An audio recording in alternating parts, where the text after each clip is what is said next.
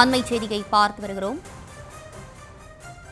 நாளை வேலை நிறுத்தம் செய்தால் சம்பளம் கிடையாது என்ற அந்த செய்தியை தற்போது பார்த்து வருகிறோம். அரசு ஊழியர்களுக்கு தலைமைச் செயலாளர் முருகானந்தம் எச்சரிக்கையை விடுத்திருக்கிறார். கூடுதல் விவரங்களோடு இணைகிறார் நம்முடைய செய்தியாளர் ராஜேஷ். ராஜேஷ், வணக்கம். விரிவான விவரங்கள்.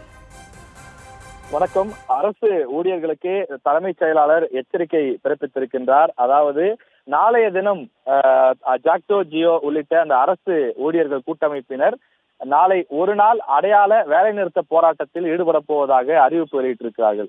அவர்களுடைய அந்த கோரிக்கைகள், பல கோரிக்கைகள் இருக்கின்றது. அதில் முக்கியமான கோரிக்கை பழைய பென்ஷன் திட்டத்தை அமல்படுத்த வேண்டும். அரசு பணியிடங்கள், பழைய துறைகளிலே காலி பணியிடங்கள் இருக்கிறது, அவற்றை உடனே நிரப்ப வேண்டும் உள்ளிட்ட முக்கிய கோரிக்கைகளை அவர்கள் வலியுறுத்தி நாளைய தினம் ஒரு நாள் வேலைநிறுத்த போராட்டத்தில் ஈடுபட போவதாக ஜாக்டோ ஜியோ அறிவித்திருக்கிறார்கள்.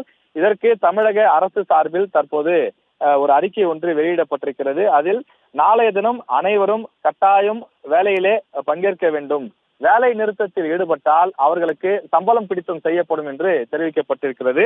அதாவது நோ ஒர்க் நோ பே என்ற அடிப்படையிலே அவர்களுக்கு வேலை செய்யவில்லை என்றால் சம்பளம் கிடையாது என்று தெரிவிக்கப்பட்டிருக்கிறது.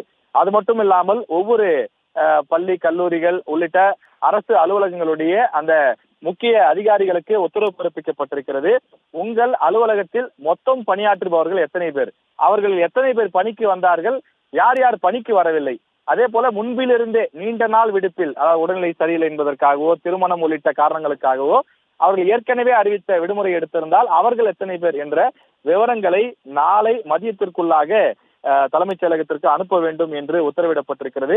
எனவே நாளைய தினம் ஸ்ட்ரைக்கில் அரசு ஊழியர்கள் பங்கெடுக்க கூடாது என்று தலைமைச் செயலாளர் கண்டிப்பான ஒரு உத்தரவை வெளியிட்டிருக்கிறார்.